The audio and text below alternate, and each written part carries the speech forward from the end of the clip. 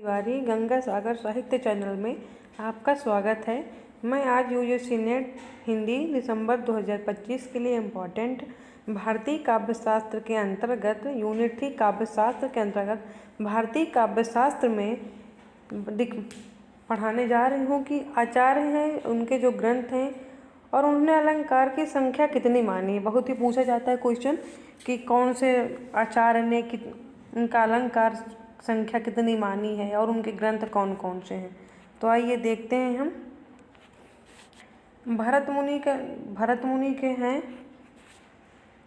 का ग्रंथ है नाट्यशास्त्र और उन्होंने अलंकार संख्या मानी है 4।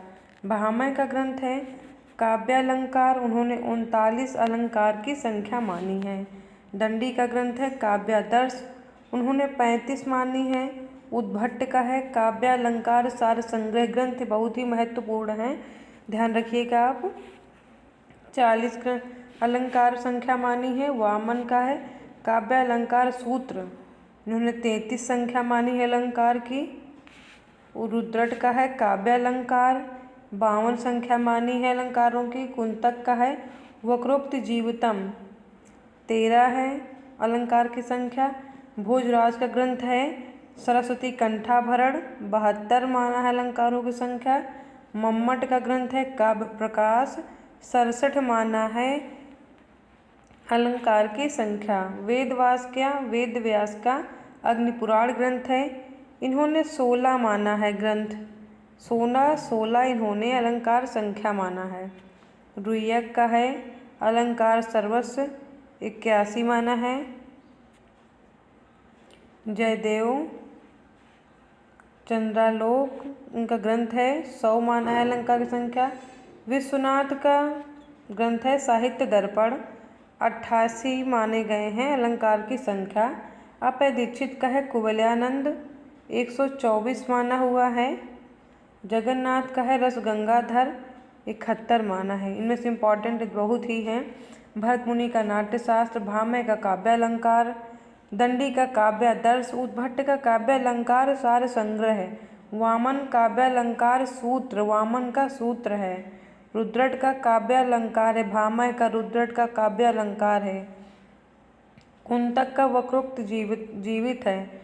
भोजराज का सरस्वती कंठाभरण है। मम्मट का काव्य प्रकाश, वेदव्यास का अग्निपुराण, रुय्यक का अलंकार सर्वस्व, जयदेव का चंद्रालोक, विश्वनाथ का साहित्य दर्पण, अभय दीक्षित का कुवलयानंद, जगन्नाथ का रस गंगाधर।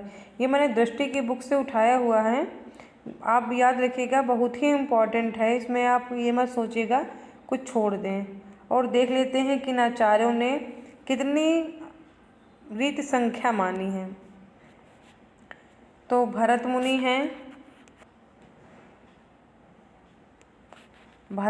ने अवंती, दक्षिणात्य, पांचाली, मागधी रीत की संख्या 4 मानी है भरत मुनि ने।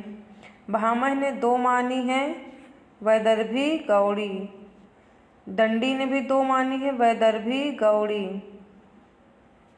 वामन ने 3 मानी है, वामन ने रीत की संख्या वैदर्भी, गौड़ी, पंचाली मानी है।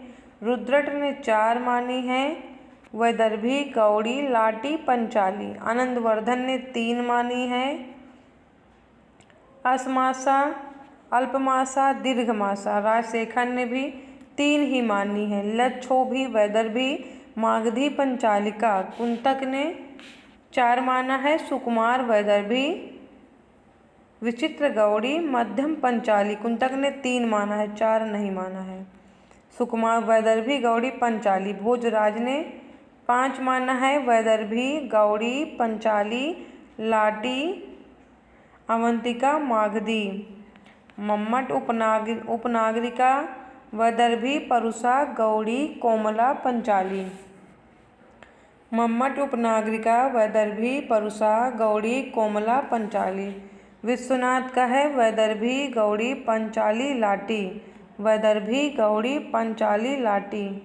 पंचाली को ग्राम्य और परुषा को दीप्ता भी कहते हैं। रुद्रट ने समास को आधार बनाकर रीति का वर्गीकरण किया है। वैदर्भी को समास रहिता समास का अभाव माना है। गौड़ी में दीर्घ समास बहुला समास की अधिकता मानी है।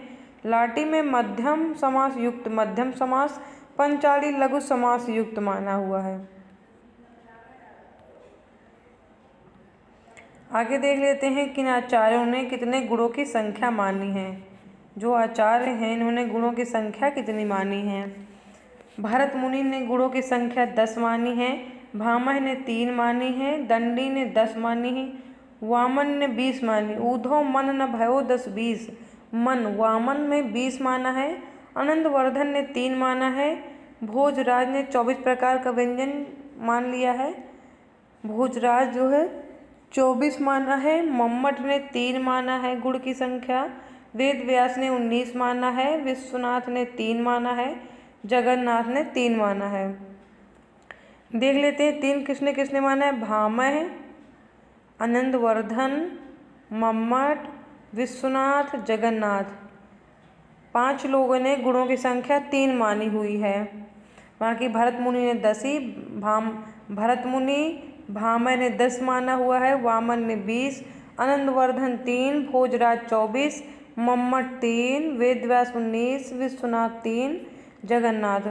भरत मुनि माधुर्य, ओज, प्रसाद, श्लेष, समता, सुकुमारता, अर्थव्याप्ति, उदारता, क्रांति और समाधि माना हुआ है। 10 इन्होंने जितने गुण माने हैं नीचे दिए हुए हैं।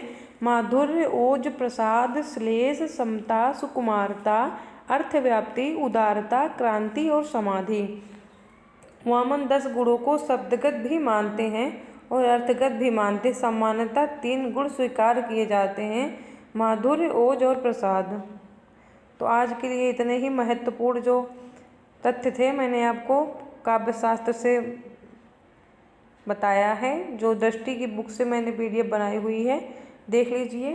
बाकी और आपको यदि महत्वपूर्ण काव्य पंक्तियाँ आधुनिक काल, भक्ति काल, रीति काल, छाया युग, द्वैध युग, जितने भी हैं आपको महत्वपूर्ण पंक्तियाँ मेरे पिछले वीडियोज में आपको मिल जाएंगी। आप प्लेलिस्ट में जाकर एक बार ज़रूर विजिट करिए प्लेलिस्ट मेरी। धन्यवाद। आज के लिए इतना ही।